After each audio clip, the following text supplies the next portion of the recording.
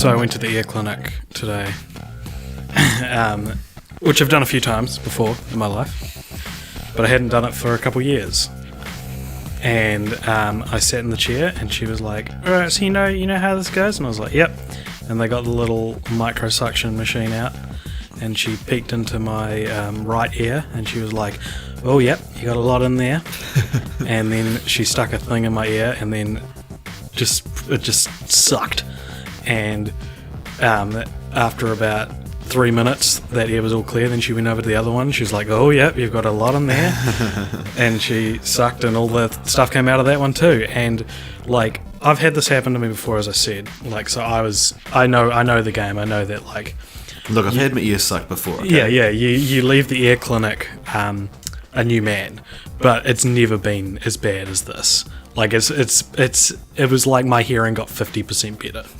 It was insane, man. So you'll notice that AJ is a lot quieter. Yeah. This week. It doesn't sound like he's using as much energy. That's because he now knows his volume. Yeah, I had no idea. And I actually had to leave work early because I had a headache because everyone was shouting. That's what it's like living with you. What you're hearing now, everyone, that's what you've been like for the last year and a bit. So this is AJ's first time recording a podcast and actually being able to like control the volume of his voice. Oh my gosh, dude! So get ready for a more subdued. If this is like, we're gonna have to put like headphones on you or something like that if people don't like this new energy. Yeah, because this is, I don't know. This is going to be a very quiet episode, I think, because I'm in borderline agony, like, because everything's so loud now. And I'm looking at the audio readout, and it makes a lot more sense now. Yeah, with two people talking. You're always like, "Why am I so loud?" Ow, that hurt me that time.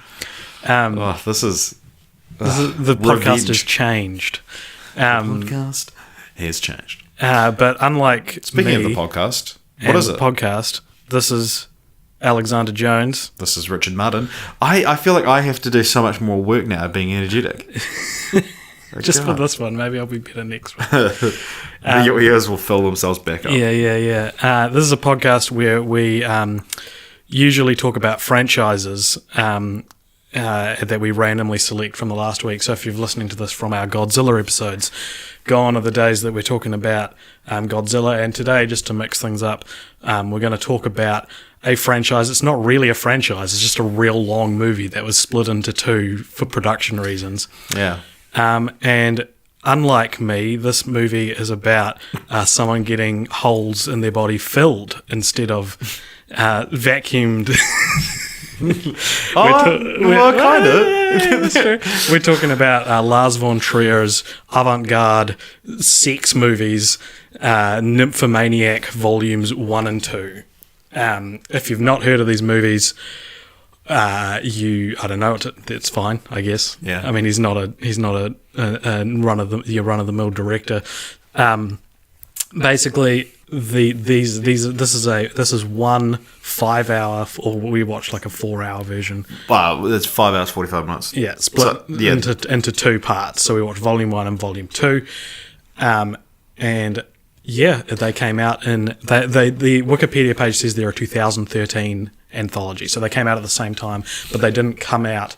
They didn't have like a definitive release date because they were like staggered over film festivals. And sometimes they play the whole one. And so there's the director's cut and the non-director's cut, and like we thought it was important to watch them as two separate films. Yeah, things are going to get pretty explicit. Of this, so this is like, be a Mum, if you're listening, turn it off. AJ's family, if you're listening, turn it off. My parents don't listen anymore because of the language. Oh, well, they would love this one. I've been defending Game of Thrones to people recently, trying to explain that it's not porn, and then I went and watched Nymphomaniac Parts 1 and 2, which famously has actual penetrative, unsimulated sex scenes in it. This is as like underground indie film as it gets, man. Yeah, well, this is what you think of when you think of like an art house film. Yeah. But yeah, so there's the director's cut, so there's the full director's cut, which is a 5 hour, 45 minute film, and then each of the parts have director's cuts as well. I watched the director's cut of both of them. AJ watched the director's cut of part 2 and the theatrical release, I guess, of part 1. Yeah. So I think mine had an extra like half hour. And it was all just macro shots of vaginas. Yeah. And a lot of close-ups of vaginas, a lot of close-ups of PIV. A lot of close-ups of weenies. There's a lot of weenies. These are very explicit films. That's what they are. If someone was like, "What's an explicitly sexual film?" This is the answer. Yeah. Should we talk about what they're about? Sure. So I've written out. The film is divided into chapters. So I'll go through each of the chapters as quick as I can. Okay. So a middle-aged bachelor called Seligman, played by Alexander Skarsgård, finds a woman called Jo beaten in an alleyway. She says that she deserves this, and then he takes her back to his. She says she'll explain why she's a bad person, basically. That's the setup. Just to already correct you, Alexander Skarsgård? I got Stellan Skarsgård here. Yeah, Alexander's the young one. Oh, okay. Yeah, sorry. My bad. His name's Stellan Skarsgård plays Seligman. Yeah, the older one. Yeah. She explains why she's a bad person. So she's in Seligman's room narrating the film as she tells the story to him. Yeah. So chapter 1 is called The Compleat Angler. So, as I said, getting right into the explicit. So Jo discovered her cunt at the age of 2, which is a line from the film. Yeah. That's not my words. And so, that's kind of it shows her sexual awakening. She lost her virginity to Shia LaBeouf's Jerome. 3 humps in the front, 5 humps in the back. Her and her friend B play a game where they collect men's orgasms on a train.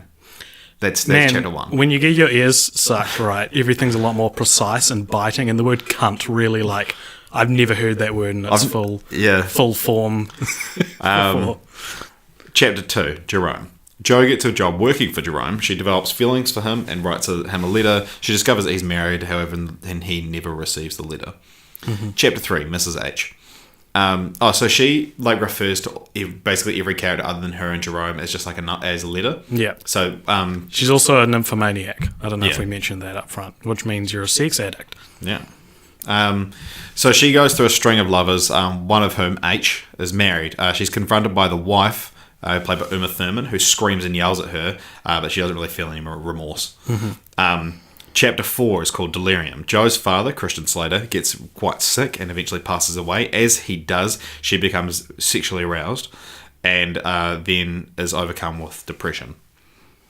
Chapter 5. The Little Organ School.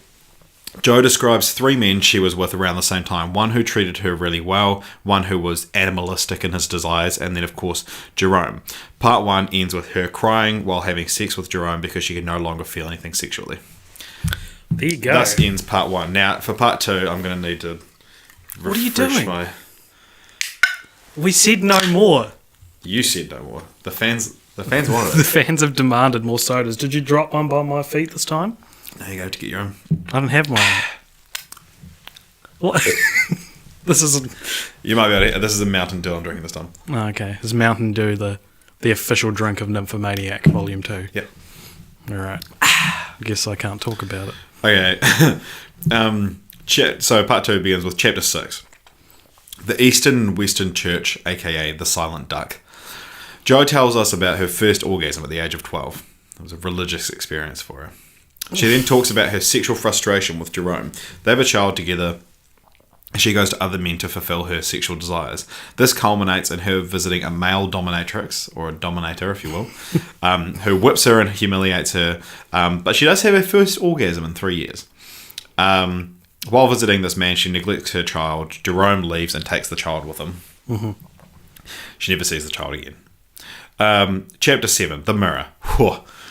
Okay. Chapter 7, Jo becomes pregnant again and goes to therapy and performs an abortion on herself. And you see the entire thing in very graphic detail. Probably one of the hardest scenes to watch in film history. Although having said that, the anticipation knowing, because I knew it was coming, the anticipation was horrifying. But then afterwards it was not that bad. I don't know if I agree. I think it was pretty bad. But maybe, like, I liked the abortion scene more than the ending of the film. But we'll get to that. Come on. Okay. This is what happens when you don't give me a Mountain Dew. I throw you a bloody... Okay, chapter 8, The Gun, the final chapter. The final chapter wasn't part of it. I'm just stating that it is the final chapter. Yeah. So Joe turns to organised crime, led by Willem Dafoe, and he insists that she groom a 15-year-old girl to join the crime ring. Her relationship with the girl turns sexual in nature, and one day they're assigned to collect the debt from Jerome's house. Joe says that the girl should do it on her own, but soon grows jealous of the time she spends with Jerome. She decides to kill Jerome, confronting him and the girl in an alleyway. However, she didn't pull back the rack on the gun, and it misfires. Jerome beats the crap out of Joe and has sex with the girl in front of her. 3 humps in the front and 5 in the back. Remember that from earlier? So it's like a little... It's like an episode of Gone Fishing. Now, when you're tying your dinghy to your boat, you want to make sure it's 3 humps in the front, 5 in the back. The girl urinates on Joe, and they leave her for dead. Seligman finds her, and the story loop is closed. All right, so now we're back. We've caught up. So they've finished telling their story. And the film ends. And it's a great ending. Just kidding. All right, so now it's now morning, and Seligman leaves Joe to get some sleep. But then he comes back in the room and tries to rape her. She wakes up, and he says, "But you fucked thousands of men." The screen goes black, and we hear a gunshot, and Seligman's body dropped to the floor. And what is a more comprehensive list of plot synopses than any of the Godzilla films. I applaud you, Richard, especially because you just wrote that in like 5 minutes before. So what do I want to talk about first? What did you like these movies? This epic? What an interesting question, Alex. So I don't know. It's one of those things that I wasn't. If you describe these movies to me, I'd be like, yeah, I'm going to enjoy them on some level, you know, but it's not going to be any kind of artistic level. Having said that, I'd seen a couple of the scenes beforehand. I had. Like this is one of those films I was interested in its development, not only because it's of the dirty stuff, but also the fact that like everything surrounding it, like at the time, was quite interesting. Like people saying, "Oh, there's unsimulated sex." No, there's not. Oh, we got porn actors to do it, and then this was also the start of the Shia LaBeouf meltdown.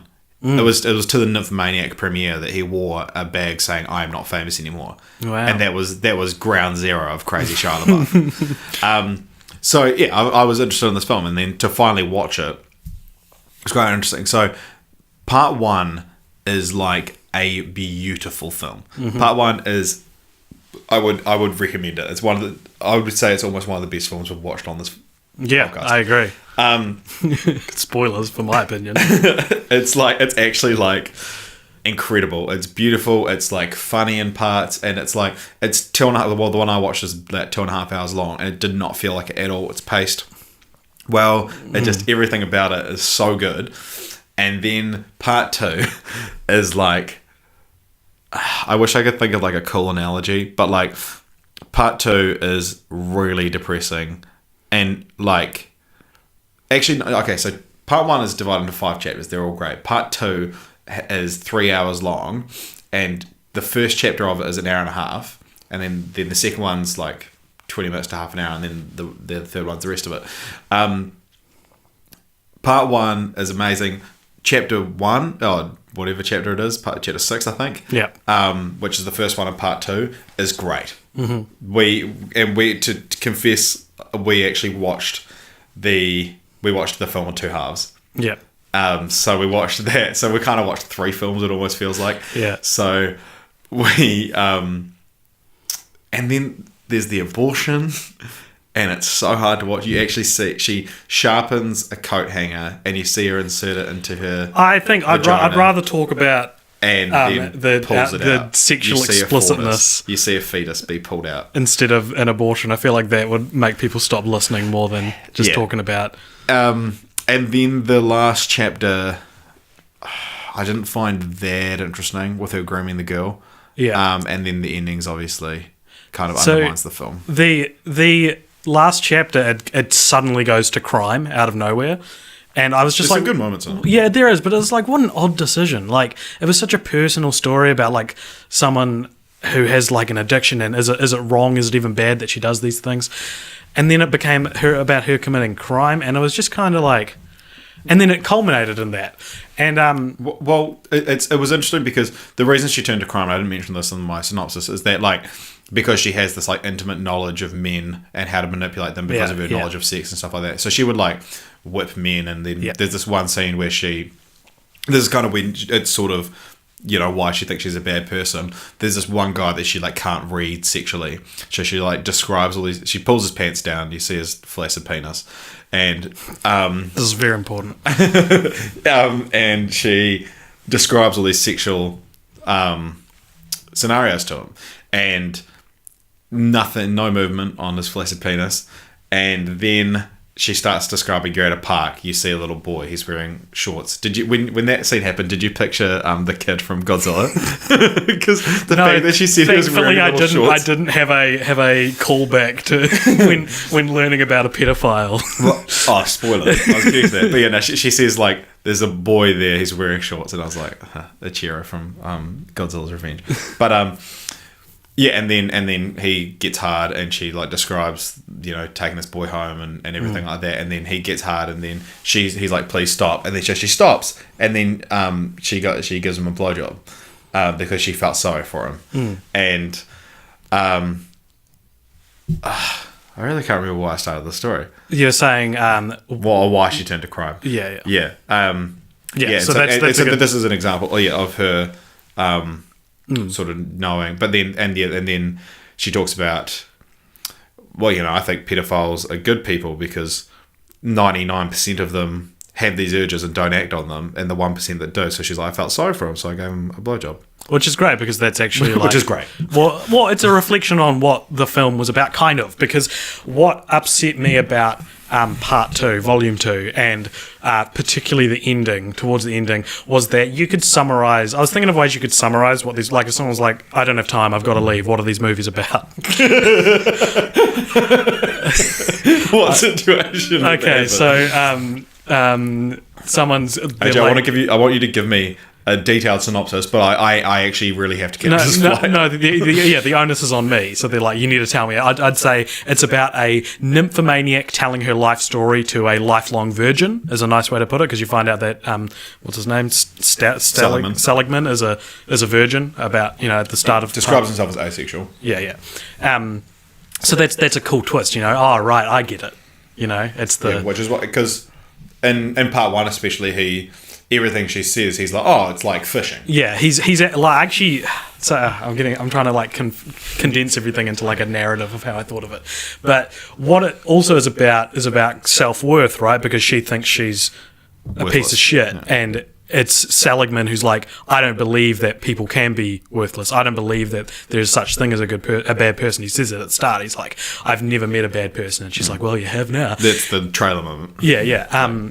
And so there was something sweet about, I don't know if it needed to be 5 hours long, but, you know, a story of someone telling someone their life story, and despite the fact that she, like, performed a coat hanger abortion, despite the fact that she sympathizes with pedophiles and racists and Nazis, all these things come up that she doesn't agree with them, but she, like, doesn't count them out as being good people.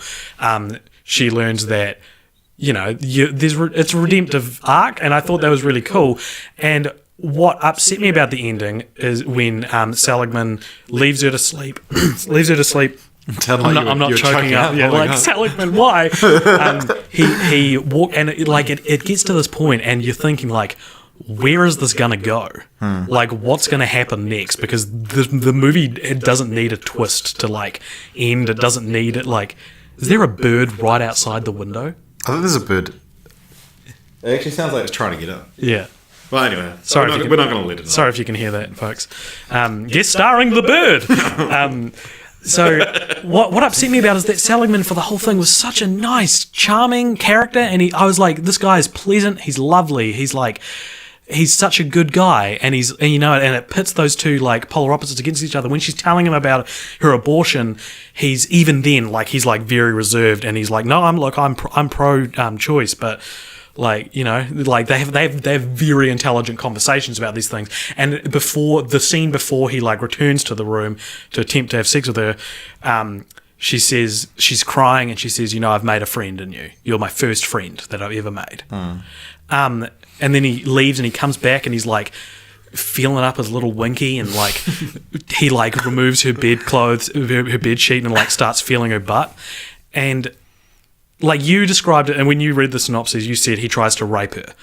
Like, not really. Like, he shouldn't have done it. And first of all, back up. I don't think this should have happened in the movie at all. Yeah.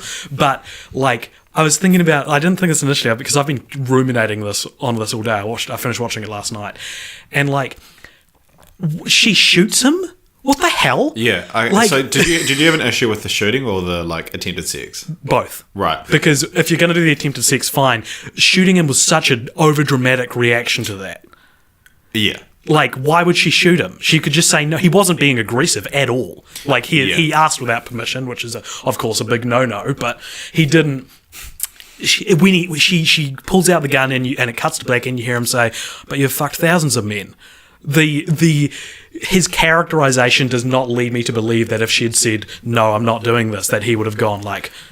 aggro on her. Like, I think he would have backed down and, you know, whatever. I'm not trying to defend someone who, like, assumes that they can have sex with someone at all, because I don't think that should have been in the movie at all. Like, it's like, just, it was such a bizarre, and it's because of the crime thing. Like, bringing in the crime brought in the idea of murder being, like... Yeah. And, it was such a bummer. It's such a bummer way to end a movie. It felt lazy, and what's annoying about it is that I feel like if I went up to Lars von Trier and I was like, Lars von Trier, I really didn't like the ending to Nymphomaniac, he would smile and look at me knowingly and be like, oh yeah, like, of course, you know, lots of people won't like it. But it's like, no, fuck you, man. Like I cared about both of those characters, and it's not a case of like I didn't get it. Maybe it is, but like from like what is the message he's trying to convey that Lars von Trier doesn't like the movie? That's what I was left with, was like he couldn't think of a good way to end it, so he went for the lazy, obvious option of like, oh, and the virgin she's been telling the story to the whole time is actually evil. But he wasn't. He was nice, and I think they threw that away by doing that. Yeah. So, in like minor defense of it, I get okay. The shooting I think is dumb and it's over dramatic and they had no place in the film. The coming back and have sex with her is like, I understand, because they kind of brought up the fact that like with the pedophile story is that like this guy didn't seem to know that he was a pedophile, but he got aroused by the story and like it awoke something in him. Yeah. And then maybe, just maybe, that hearing all these sexual stories awoke something in Seligman. And then the line, but you've fucked thousands of men, I actually kind of liked that was in there, because that's like, obviously I'm not like saying that I believe this or anything like that, but I think that it's like it's a good like commentary on like men. Yeah. And it's like it's that like nice guy thing of like, why not me? You've fucked thousands of men, and it shows that. It almost shows that innocence of Seligman's character, that he is inexperienced. He doesn't know why that's wrong. He's just like, oh, she's a nymphomaniac. She's fine to have sex with me then. The look on his face when he's like walks back, she wakes up and looks at him, and he's not surprised or like malicious or anything. He actually looks at her like with a like almost a hopefulness. Not to analyze like the worst part of the movie, but it is. Yeah, you've got part one's like a perfect film. The first half of part two is like really good, and then there's a little bit like gratuitous. It's only the director's cut this abortion scene as well, apparently. So you've got this like kind of overly gratuitous abortion scene, and then you've got turns to a life of crime, kind of becomes like a crime thriller, and then you're adding pedophilia to some extent, and then you've got this weird. I think ultimately I liked the character, and it was a bummer to see Seligman. It was a bummer to see that wasted, like thrown out the window. It felt inconsistent with a lot of what he said, and I agree with what you're saying, that it's like a really good commentary on the male gaze and what a lot of men think they deserve or like would assume about women. But no, it bummed me out, and I hold it up there as one of the worst endings in my life, like in terms Yeah. of like how much I liked the movie before. Yeah, so it turns like a 5.5 hour like epic character study into like the setup for a punchline. Yeah, and I hate it when there's a show. This is weird that I'm even bringing. I wasn't planning on bringing this up. There's a show called Top of the Lake. Spoilers for Top of the Lake. Do you mind if I spoil Top of the Lake for you? I'd rather you didn't, but okay. Well, we can just move on, or you can put headphones on again, and I'll just whisper it into the microphone. No. So Top of the Lake, it's a New Zealand American production, I think. Actually, it's about it's like True Detective set in Queenstown. Basically, to watch it. It's not. I want to say it's not. I don't think it's very good. Right. So I wouldn't recommend people watch it. The ending, she basically finds out that the person who raped a 12-year-old girl and got her pregnant was her partner, her police partner. What's that word? Jesus. Right? But it's not set up. It's not like you can't like look back through the episode and be like, it was him the whole time. It blatantly wasn't him the whole time. Right. And in like an attempt to pull the rug over your eyes, they're like, Pull the rug out from under you. Yeah, they go like, guess what? The second main character was the villain all along, and it's stupid. It's stupid though. It's not. I'm not saying you can't do that. I'm saying it wasn't handled well. Yeah, there's a lot of Seligman. There's a lot of things that you could have not spoiled, and for me, and still given that thing like Heavy Rain does it. Yep. Heavy Rain's another great example of because Heavy Rain explicitly shows you that the person that did it didn't do it in one scene. Yeah. And what's the other? Now You See It does it as well. Oh yeah, you can spoil Now You See It for me if you want. Well, Now You See It. It's I think it's a Mark Ruffalo's character. Like it's one of those things that's like we need a twist. Which character can we do it? But then there's no foreshadowing. It doesn't make sense. There's scenes that he couldn't have been there and stuff like that. Exactly. So, and that's kind of feel because Nymphomaniac gets to its ending, and you're like, what's going to happen here? You know, and if the story is about a woman finding out that someone can still love her, you know, despite that she thinks she's like the worst person ever, that's really heartwarming, and I think they undermined that. Do you know what the film should have ended on? What? So, right near the end of the film, they're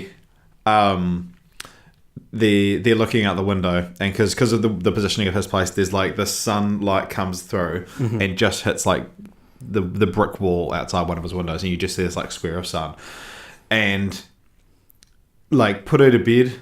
It's like morning's coming. Put her to bed. He goes out of the room and just like slow zoom on that patch of sun. That would have been better. Yeah, because it's like the True Detective season 1 ending of like there is a little bit. There's a little bit of sunlight. There's a little bit of hope, and like literally just cut out the scene from when he comes back into her room. Yeah, man, totally. It's such a bummer, and I'm sorry, like, if you love this movie and thought that was the only way to end it, but, like, I truly disagree. Yeah. I couldn't think of a way. Like, it baffles me that Von Trier thought that was the correct way to end the movie. Yeah. Anyway. So, yeah, I was just going to say, going into it, I knew that he turned out to be, like, a rapist. I didn't quite know much, but I didn't know about the shooting, which shocked me. Yeah. Because I was like, that dumb. So, reflecting our opinions, Volume 1 of Nymphomaniac on Rotten Tomatoes, the go-to source for what we should think of movies, has a critic score of 75%. That's surprisingly low. Yeah. The audience score is 69%. Volume 2 has a critic score of 60% and an audience score of 55%. Oh, yeah. So it's reflective, I guess. Yeah.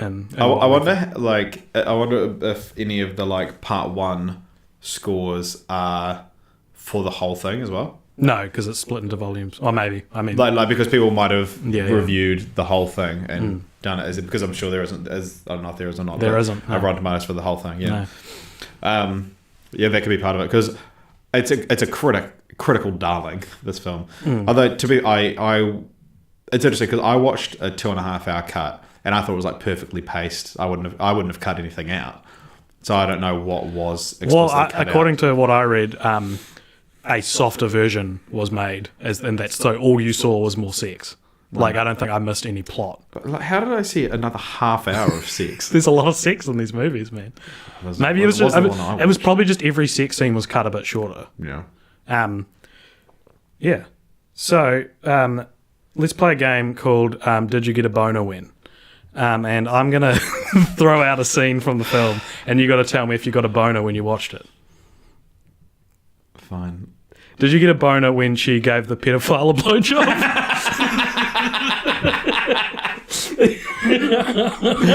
We don't have to play this game. I just wanted to drop that line because it's such a confronting moment. What we should do... We should talk about the sex on the film. No, I was going to say we should get, like... We should have a... I'm not going to tell the audience. No, I was going to say, like... When and when I did not get a boner. No, like, if we had, like, a way of saying yes or no that didn't reflect either of our voices. Right. So, like, a computerized voice would be like, yes, no, and you won't know who was or who wasn't. That's a good idea, but I think it's fine just submitting the idea and we don't actually have to do it. Yeah. So, yeah, there was some talk about how explicit we should get on this podcast. And how similar to when we talk about how racist we should be on the Godzilla podcasts. And we landed on the Medea podcast. Not at all. was our decision for that. But with Nymphomaniac, the thing is... Did you write down any other Did You Get a Boner wins? No, okay. Just that I thought it'd be funny because it's the description of that is so jarring. The fact of the matter is, if you guys don't know us, which, you know, maybe you don't, maybe you do, we're both straight dudes. And despite the fact that we often say we live together, we don't sleep in the same bed together. I feel like I've been thinking about that whenever you've mentioned on the podcast that this is what it's like living with him. He's so loud. When we're in he snores. Communal spaces together and like in the land. AJ like almost lives in a separate house. So I think there is probably credence to talking about not our what aroused us, but like what aroused us. Do you think so? And one of the number one criticisms with this film was it's pointlessly sexual, it's pointlessly explicit, and I believe that exists in film in general, and I also believe that you can justify. I think it's poignantly sexual. Yep. Okay. Explain that. So you this coming from the guy who watched half an hour more sex scenes, and I watched half an hour less and thought, yeah, that was enough. In fact, I would actually call Nymphomaniac Volume 1 tame. Compared to what I was expecting. Tame, like, of course, it's not tame compared to frickin' whatever, like some other movie. Godzilla. Yeah. Like there's scenes of I don't know how like explicit my language. I'll be clinical with my language. There's like there's for me the like most oh my gosh scene or like shot, not even a scene in Volume 1 was when you see a guy performing oral sex on cunnilingus on Joe the nymphomaniac, and it's very close up, and that to me was the main moment of like, wow, like that's real. So that's interesting because I would call that the most explicit shot in my one as well. But I showed you the shot in my one, and it was quite different. A lot closer. Yeah. So in AJ's one, the cunnilingus was seen. There was like a little tuft of bush. His nose was up in it, and it was kind of cut. It was cut just above, like the bottom of frame was like the top of his mouth. You would still acknowledge that it was jarring to see in a film. Like, or am I just a lot more innocent than you? No, I think with the experience I had, yeah, sure. It was slightly different. Whereas on my one, it was like a very, again, I'll be clinical, a very close-up shot of like a tongue actually stimulating a clitoris. AJ specifically asked me not to say the word clitoris on the podcast. Yeah, I've just done it. This is your revenge for me spoiling Top of the Lake. Yeah. So like it was a very like if you were to like go on Wikipedia and search vagina, it would be like. And I've done that 100 times. It would be like that kind of photo, but getting all hot here. Yeah, like it was one of those things that's like not every film can be this sexual, but if any film is gonna do it, it makes sense to be this one. Yeah, and it makes sense to be a Lars von Trier movie. Yeah, like it's art house. It's like it's there's reason for it because the whole film is about it. Yeah. It's not like... If you ask me, if the person really had to catch their flight and he's like, what's it about? I'd say, a vagina! Because that's and I'm not objectifying it here, I'm saying, like, it's about her vagina. Well, like in so much it is, you know? Yeah, I mean... It's about three things, really. Vaginas, penises, and how much I like seeing them. I feel like we didn't start as like funny and like energetic in this episode. Yeah, because you were so like, my ears have accustomed now to the vacuum we're in. Well, okay. People at home might have picked up what I meant when I said it's about three things, because literally, like, and I'll explain why it actually is about those three things. Okay. When Joe, the climax of the film's ending, catching up to real time, Jerome has just like mercilessly beaten her senseless, and then her like 15-year-old confidant has just urinated all over her. What does Joe say? She says, "Fill my holes." Fill all of my holes. Which was beautiful. Like, that was such a good line, because she says it earlier in the film in a sexual context, but when she says it now, it's like, I am empty. Yeah. Fill me, please. And like when that happened, I was like, fuck, that's a good line. I was like, oh, that's so like, this is a great pun. It's so up my alley, so to speak. Because I like, it's funny because not only is it like could that have sexual connotations, but it took place in an alley. That was good. Yeah, I meant the second one. Because I'm quite partial to a slightly risque, wholesome metaphor. Yeah, like frankly, my dear, I don't give a damn. Kind of I'm trying to. I probably can't think of another example, but for something, I like double meanings, especially in dialogue, especially when like they involve vaginas. Thinking later, you're like, of course, there was a double meaning there, and I think that the theme of this film is sex, so the emotional line should be about sex, and so I thought that was quite a good line. The tagline on the poster of these films is "Forget about love," and I think that's really cool too. Yeah, because that's not what it's like. It's like a provocative way of like getting people to be like, love, sex without love is sinful and stupid, and the film's like, yes, I agree. the film shows that sex without love is empty and quote meaningless. Yeah.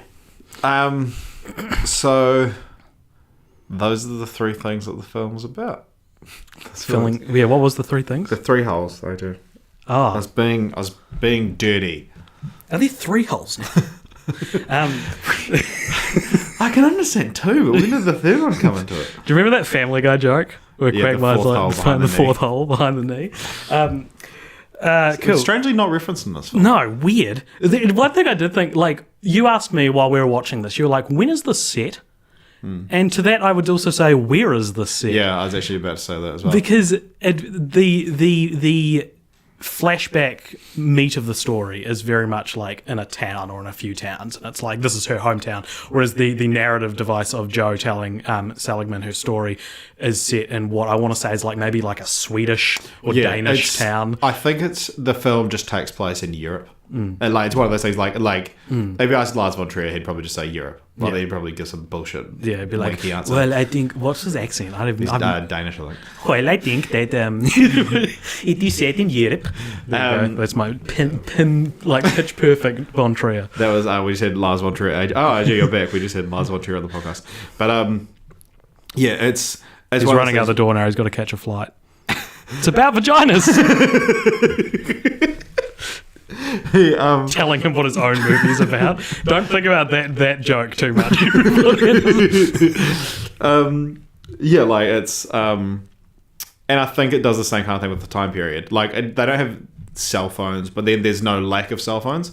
Like no one ever really uses a phone throughout the film, so there's like we're not shown very much technology to be like to show. Desperately trying to think of where there's a phone in the film. Yeah, but, like just to prove me wrong. Yeah. He's wrong. It's Stellar, not Alexander Skarsgård. Isn't it Skellen? Let me check. Skellen Skarsgård. Stalin. Yeah, Yep. Stalin. Stalin. Joseph Stalin is in this movie, and he's the best character. Well, until the end.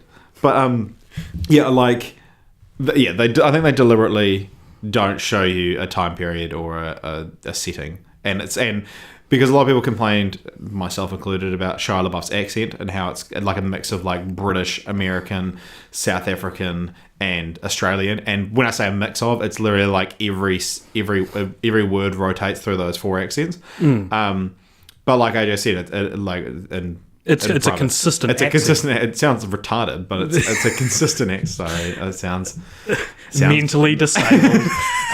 No, it is. It's a genuine accent. I just don't know where it's from. Yeah, and so I think it's one of those things. Like, there's no effort to make everyone sound like they're from the same place, and Willem Dafoe doesn't put on an accent. Yeah, Willem Dafoe's in this movie, by the way. I've said that. Did you? Okay. His character could easily be from America. Like, there's no, but yeah, I think it's an actor's film, but it's a more than anything. Speaking of actors, this movie picks at a scab on my like checklist of things I don't like in movies. That's a strange phrase. Picks a scab off your checklist. You got a checklist full of scabs, and you pick each one to check it off. Soon the dominoes will fall like a house of cards. Checkmate. I've talked about this on the podcast before, actually, and Christian Slater, and I've actually also mentioned that when I really think about it, it shouldn't be a big deal. But when they cast younger versions of the same character, and they use like an actor who's like clearly a different, this film is like the most egregious example of the that. film. So the person who plays Joe as an adult is not the same person who plays Joe as a teenager. Now, when you see her, I'm looking at it here, she is 50 when we see Joe beat up in the street at the start of the film. When you see her as a young girl, she is 15. Those people can be played by different actors, probably. In fact, they look enough alike for me to believe that. They nailed the voice as well. Mm-hmm. I thought they did well. But you see Stacey Martin as young Joe from ages 15 to 31, and you see Charlotte Gainsbourg as Joe from 35 to 50. Yeah. That's in 3 years she changes drastically, and it's I don't know. It took me out of. I wish they just didn't tell me, because there's a time jump. Yeah. I wish they just didn't tell me how long it had been. Yeah, and the fact that it changes from Stacey Martin to Charlotte Gainsbourg in one chapter. It's not like this next chapter took place 3 years later. Yeah. So Stacey Martin leaves Shia LaBeouf, goes out, and then it says 3 years later I did this. Charlotte Gainsbourg comes back to Shia LaBeouf. So she's changed people, but Shia LaBeouf hasn't. And it's established that Shia LaBeouf's older. Yeah. And then 10 years later, some other actors playing Jerome. And he looks nothing like Shia LaBeouf. And I was like, oh, this is too much. Like, that's a good point. If they didn't show us Charlotte Gainsbourg and Shia LaBeouf together, it would have made sense. But that was just like, why would you do that?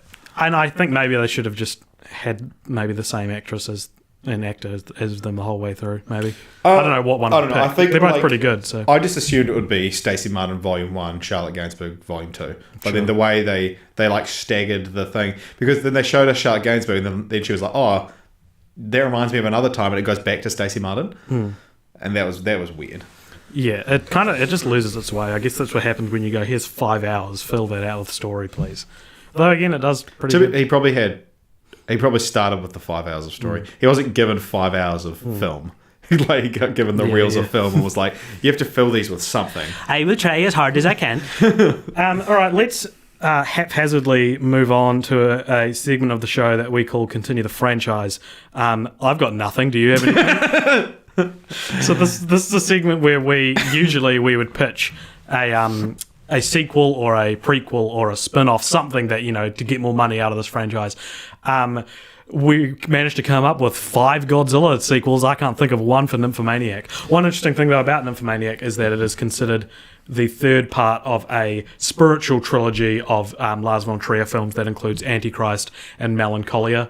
So I guess I'd accept an answer that's like a spiritual sequel to the Depression Nymphomaniac. Trilogy. Yeah, the Depression Trilogy. Didn't know that till we were knee deep in this one, so I was like, wow, I guess we can't do the Depression Trilogy for this episode. Yeah. We probably should have done the Depression Trilogy as the franchise. Because this Nymphomaniac's not a franchise. But you know what? Screw the audience. I mean, in a way, like, and we've talked about this before with certain franchises, that's like, oh, it's interesting that how this franchise is a different format from this franchise. Yeah. And I guess that applies here, right? Because this is a 2-parter that came out at the same time. This is I've been doing a little bit of statistics on the Film Franchise Fortnights podcast. This is our longest 2-part franchise, obviously. And it's longer than Lady and the Tramp? Lady and the Tramp, fun fact, is our shortest franchise in terms of minutes. This is only like 5-10 minutes shorter than like 3 or 4 of our 3 film franchises. Like it's like 10 minutes shorter than Back to the Future trilogy. Isn't that insane? Yeah. So my continue the franchise. Before I watched the film, I was like, Pyromaniac. It's just a guy wakes up in an alleyway and he's burnt, and then this girl takes him in and is like, yeah, you alright? And he goes, yeah, I'm a real bad person. I've been lighting stuff on fire all my life and jacking off to it. Is that what a pyromaniac? Pyromania jack off to their fire? Pyromania involves a sexual attraction to fire. Does it? I never knew that. Then what's Animania?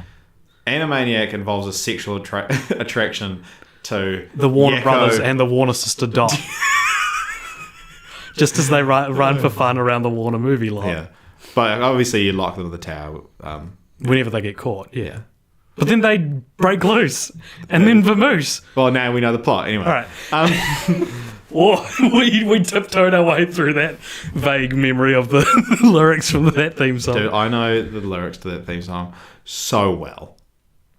It would blow your mind. I know. Don't look at me like that. You're like, AJ gives me this look every so often that just says, what do you want me to say? I'm like, hey, that's why we're such good comedic partners. Hey, AJ, here's a little tasty nugget of comedy. I'm not responding to that. That is me responding to it. And look where it's got us, this hilarious little anecdote little insight into our lives of living together. In the same bed.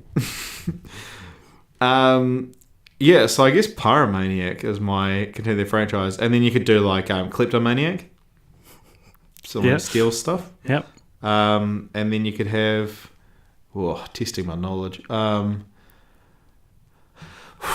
other things? So you want like a... And then just Maniac. A Maniac trilogy. Yeah, the Maniac trilogy. And, include Maniac with Elijah Wood in it. Remember that movie? No. Because it was shot in POV and it was banned in New Zealand.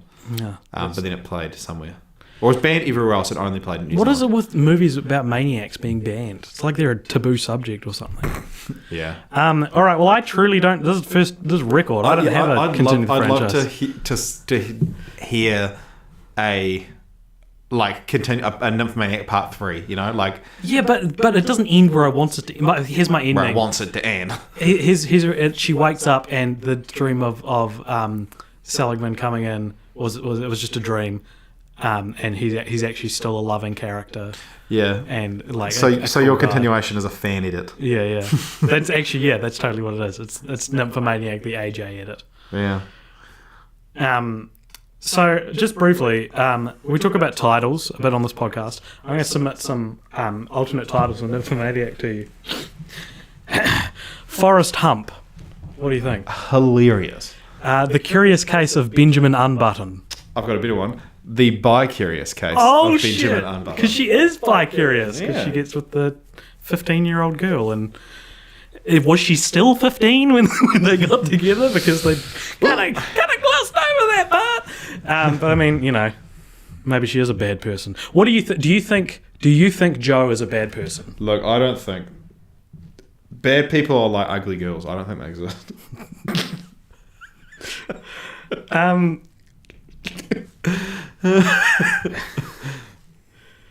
Let's do a sharp left turn.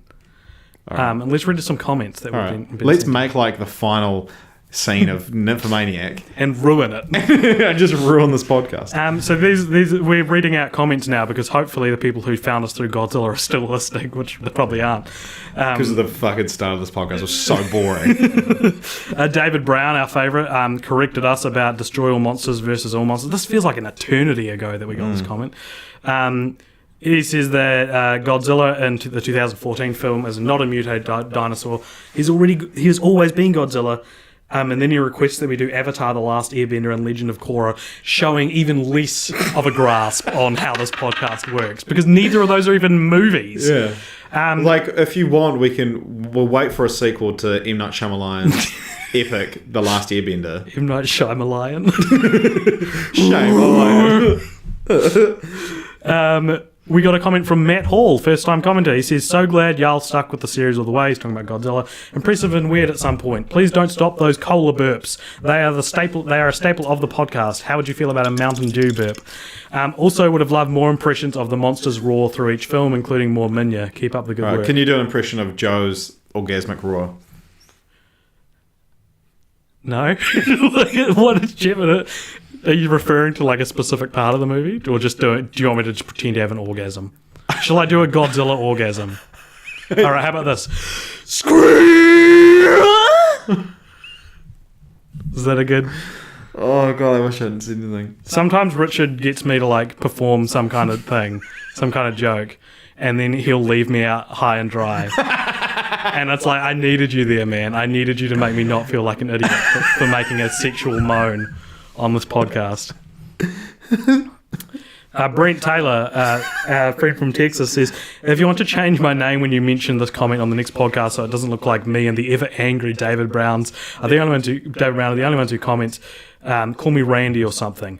Oh, Randy comments. Yeah, Randy comments. It is important to remember that you are watching 31 Godzilla movies in a month. That is not how these movies were designed to be watched, so of course you're going to lose some interest in them. The early ones, much like the Mummy movies, he's talking about movies we've watched on the podcast, they were so repetitive. This is really interesting, I've never thought about this before. So he says the Mummy movies, because they were from the 50s.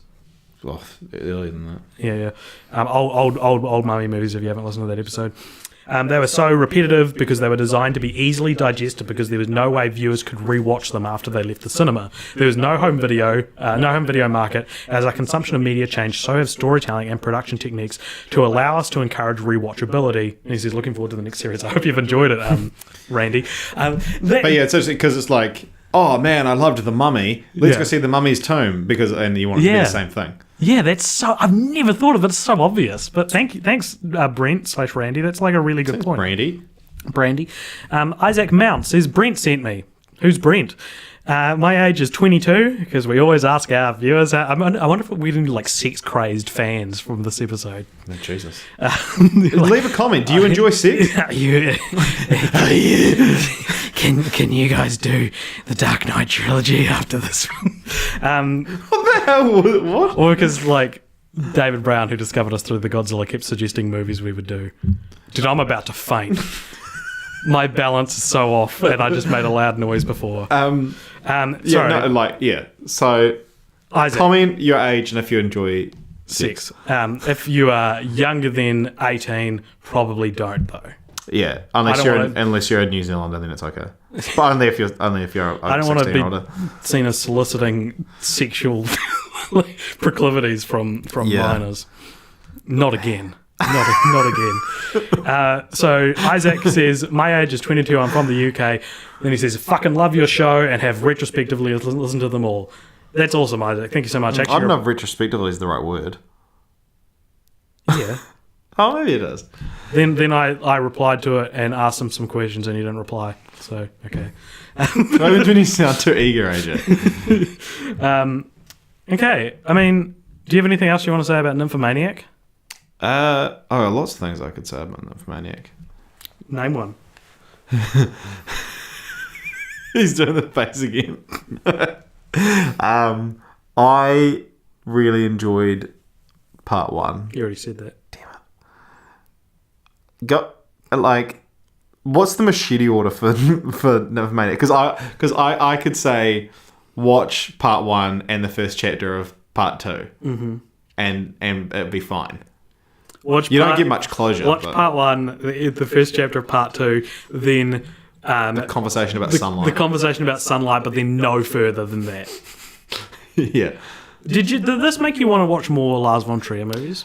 Because I'd never seen any. This is my first von Trier. Yeah, this is probably his most accessible film. That's strange, isn't it? Because but when we got this, I was like, okay, let's watch some Danish dude find an excuse to put unsimulated sex in this film, and then I actually found the first one anyway excellent. So I was like, okay, maybe because I wouldn't even say it was pretentious or in any ways that you would usually discredit an art house film. It was actually quite understated in a lot of places. Do you know, it was almost Tarantino-esque because it was like kind of overdrawn runtime, dialogue driven, had like some pacing issues due to it being so long and dry, and it had like little breaks of like comedy referenced to other films. Had Uma Thurman in a memorable role, and was explicit. And Tarantino's, the god of cinema. So, well, no, I'm just saying. No, I was making like a film buff joke. Like you and me are like at least like tier 3 or 4 film buff now. So we're at that stage where. What do you mean now? I mean, at this point in our lives, at least that. Well, I'm just saying. I've been like this people who are, for years. So have I. Look, people who are into Lars von Trier here, like to them, people who talk about Tarantino are normies. Like they'll just be like, "Oh yeah, you like Tarantino, do you? What are you, like a tier 2 film buff?" Actually, I would put myself. That sentence wouldn't sound odd coming out of me. I'm of the kind of like. Tarantino is like the Radiohead of directors.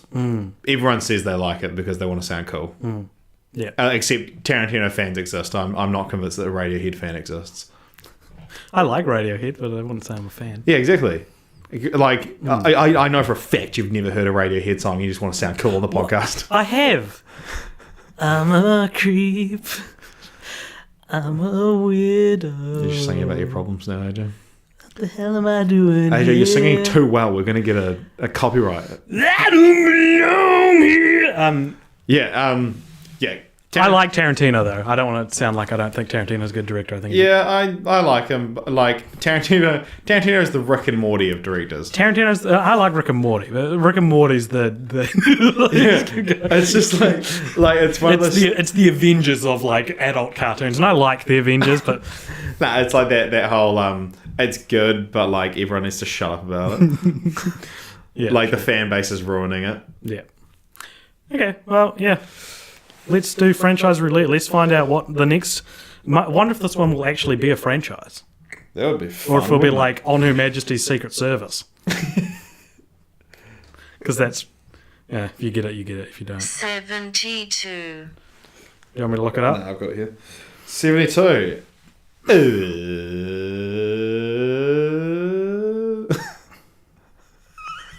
What?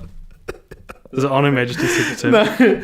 It's like the exact same as what's the only other like 2 film franchise that was one movie split into 2? Kill Bill. Yeah. the other Uma Thurman. Yeah, it's Kill Bill. Tarantino.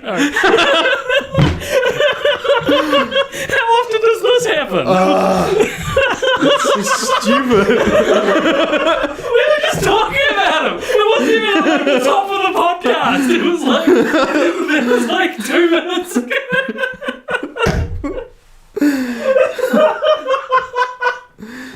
Oh, that's so dumb. I can't believe we got Tarantino's only sequel. Holy crap, that's so funny, man.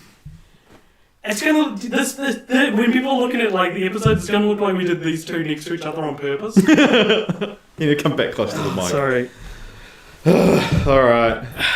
I think I actually have Kill Bill on Blu-ray. So Thank goodness.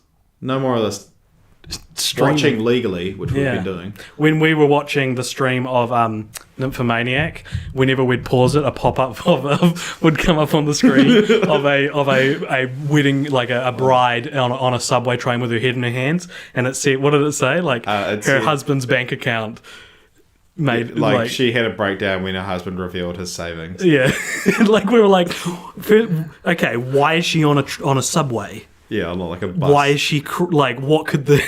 Yeah, so like the savings either has to be nothing or a lot, and I was like, it has to be like millions of dollars because they're on the bus because she thought they were poor, but she loved him anyway, and now he's got all this money. Of course, we're not clicking on it. We're never going to. No, it's more fun this way. Yeah, AJ, what did you think of? Did you think he had a lot of money or not? I think. Should we do a podcast where we review clickbait without clicking on it? Yeah, let's do it. It's called. What can we call it? I shouldn't have said that. Should I click that? That wasn't very good. Yeah. All right. If you like this podcast, you can think of a good name for our. Yeah, please tell us a good name for a clickbait-based podcast. You can please subscribe to us if you're listening to this on YouTube or on SoundCloud. Subscribe, and even on iTunes, you can even subscribe. Then you can also rate and review us on iTunes. We also have a Facebook page, so give that a like. And if you watch this because you looked up Nymphomaniac on YouTube and be ashamed of yourself. for some reason clicked on an hour-long still image, well, please listen to other ones. I just got real tired. And I'm glad it's wrapping up because I just got, you just get real over it. Sure, yeah, man. Yeah, I just got there. All right, thank you very much for listening, everybody. Bye. Join us for Kill Bill. What do you not like Kill Bill? It's all the same bullshit. Right. See you later, everybody. See ya.